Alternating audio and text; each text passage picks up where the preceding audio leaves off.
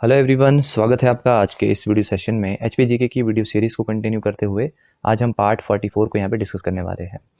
इसी के साथ साथ मैं आपको बताना चाहता हूँ कि हमारी जो है वो दो सीरीज़ चल रही है। एक तो 2020 एचपीजीके की सीरीज़ चल रही है और एक डिटेल्ड वीडियो लेक्चर सीरीज़ चल रही है। ठीक है, तो उम्मीद करता हूँ आपको दोनों ही जो सीरीज़ है वो पसंद आ रही है और आपके लिए दोनों ही यूज़फुल रहेगी।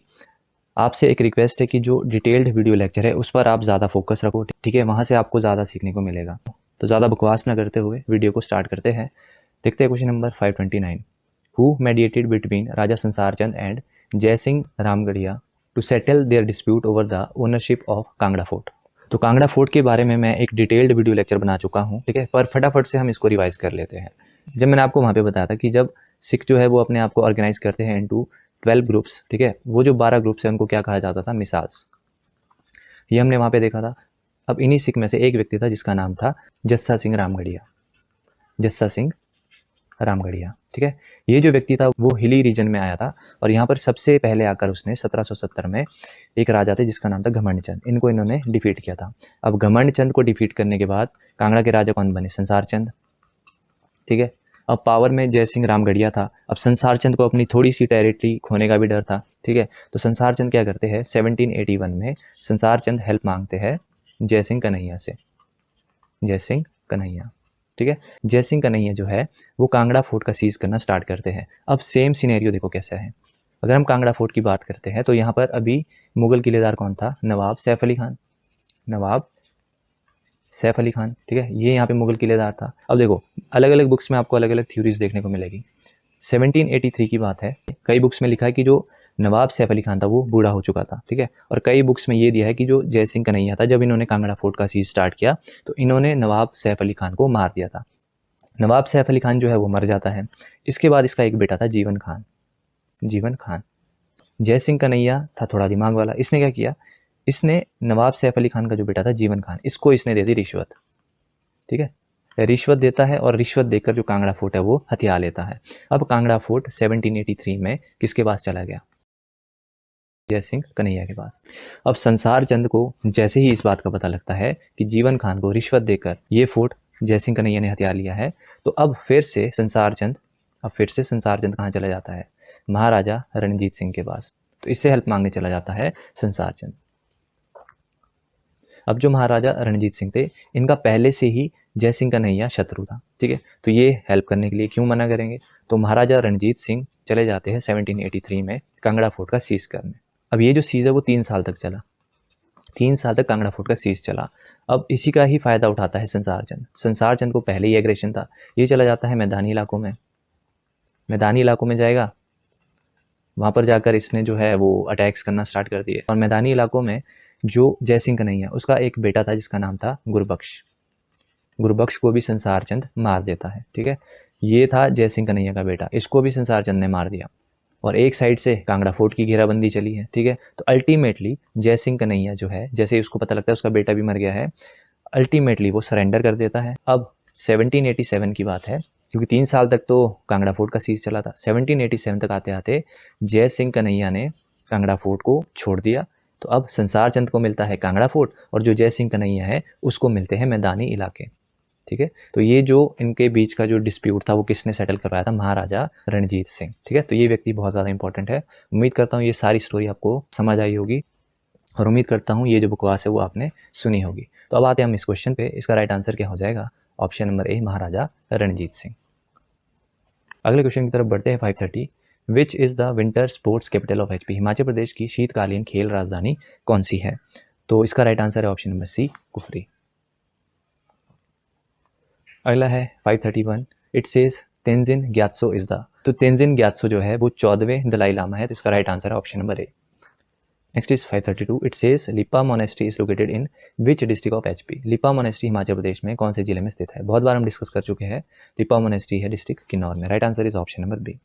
Next is 533। Which of the following is not the lieutenant governor of HP? बहुत बार मैं इसको डिटेल में आपको करवा चुका हूँ। एक बार फिर से हम ऑप्शंस पे आते हैं और उनको अच्छे से क्लियर करते हैं। जैसे हम बात करते हैं एनसी मेहता। एनसी मेहता क्या थे? First chief commissioner. ठीक है, वहीं अगर बात करते हैं जब हिमाचल प्रदेश को पार्ट सी का दर्जा मिला उस टाइम पर जो लेफ्टिनेंट गवर्नर थे वो कौन थे? मेजर जनरल हिम्मत सिंह। ठीक है, वहीं जब हिमाचल प्रदेश जो है उसको यूटी का दर्जा मिलता है, उस टाइम पर जो लेफ्टिनेंट गवर्नर है वो कौन थे? बजरंग बहादुर। ठीक है, इनको मैं आपको डिटेल में करवा चुका हूँ। वहीं एक ऑप्शन है भगवान साय, ये कौन थे? ये थे लास्ट चीफ कमिश्नर। ठीक है, तो सारे ऑप्शन हमने डिस्कस कर लिए। अगला है 534, मियाँ चुंचू एंड बस्ती राम पहाड़ी were the prominent leaders of which of the following. मियाँ चुंचू और बस्ती राम पहाड़ी निम्न में से किसके प्रमुख नेता थे? यहाँ पर जो ऑप्शंस दिए हैं, ठीक है, इनकी टाइमलाइन भी हमारे लिए इंपॉर्टेंट है, तो हम एक एक करके फटाफट से हम डिस्कस करते हैं। अगर हम पजौता एजिटेशन की बात करते हैं तो ठीक है, तो इसकी जो टाइमलाइन है वो है 1942।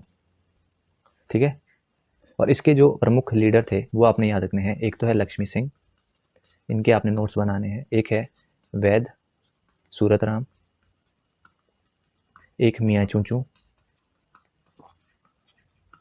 और लास्ट आपने याद रखना है बस्ती राम। ठीक है, तो पजौता मूवमेंट से ये 4 नाम आपने याद रखने हैं और एक इनकी टाइमलाइन याद रखनी है। वहीं अगर बात करते हैं कुनिहार स्ट्रगल की, तो कुनिहार स्ट्रगल की जो टाइमलाइन है वो है 1920।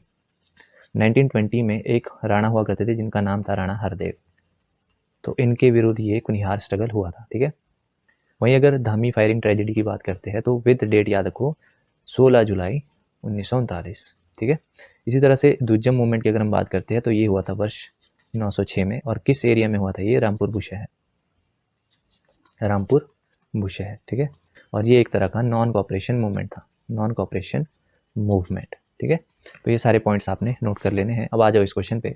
अब तो आप इसका आंसर बता ही पाओगे, तो इसका राइट आंसर है option number A, Pajhota agitation. Next is 535, which district of HP has lowest number of small scale industries. Himachal Pradesh के किस जिले में सबसे कम लघु उद्योग इकाइयां हैं? तो वो डिस्ट्रिक्ट है डिस्ट्रिक्ट किन्नौर, तो इसका राइट आंसर है option number A. Next is 536, the capital of Mahlog dominion was. Mahlog राज्य सत्ता की राजधानी क्या थी? तो इसका राइट आंसर है ऑप्शन नंबर ए।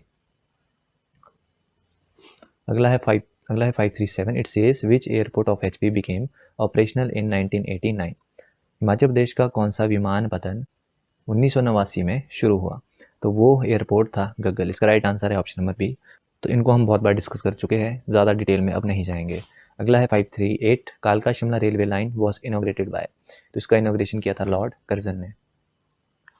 अगला है 539, Kardang monastery is located at which place in HP.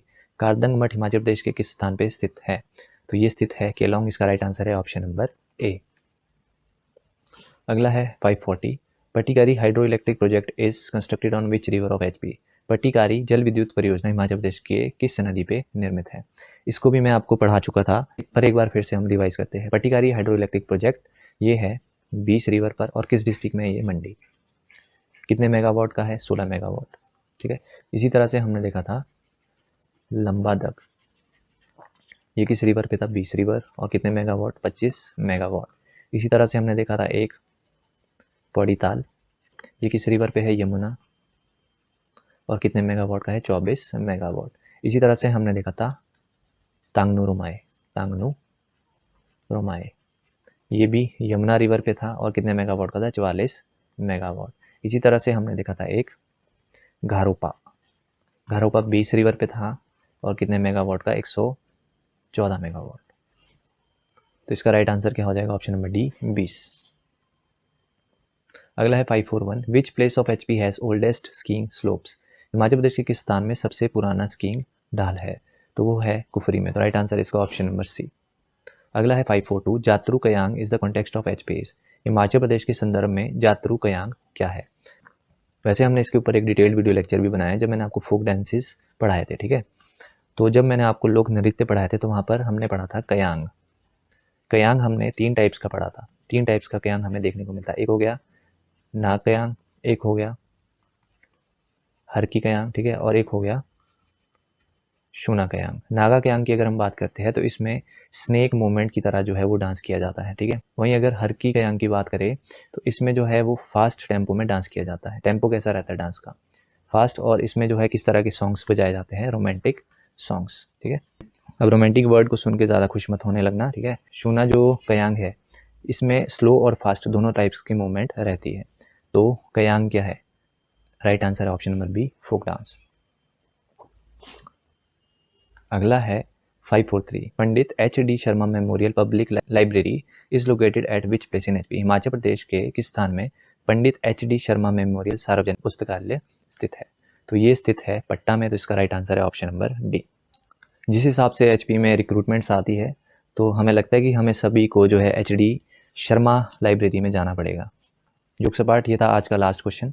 अगर आपको वीडियो लेक्चर पसंद आया है तो लाइक ज़रूर करिएगा, लाइक करने में आपका कुछ भी नहीं जाएगा, ठीक है। और अगर आप कमेंट कर सकते हैं तो मेरे लिए और भी ज़्यादा अच्छा हो जाएगा। तो मिलते हैं नेक्स्ट वीडियो में, टिल देन बाय बाय।